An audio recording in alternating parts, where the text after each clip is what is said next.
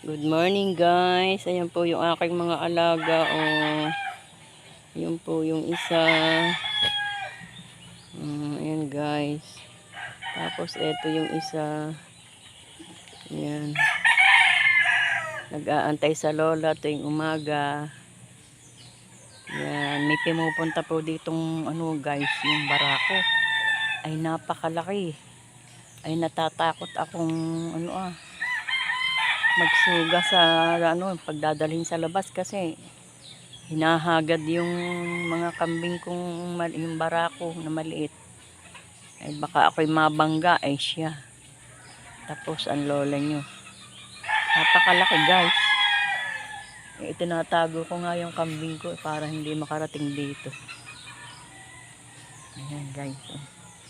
Nasaan kaya yung isa? Meron pang isa guys. Yung anak nito oh. May anak po ito Nasaan na kaya? Ayan po ang trabaho ng lola nyo tuwing umaga. Magsusuga ng kambing sa gubat para sila makakain. Payat na nga po kasi wala na silang makakain damo guys. Wala na silang makakain damo. Ayan. Nakakaawa naman. Pinakakain ko po nung alam niyo yung guys, yung kaning yung kaning lamig na panis. Ayun gustong gusto nung isa. Ito namang isa ayaw. Yung isang inahin. Gustong gusto niya guys.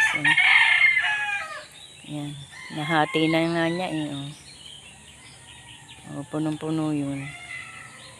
Ayan iniinom niya. Itong isa ayaw guys. Ayaw, pihikan to.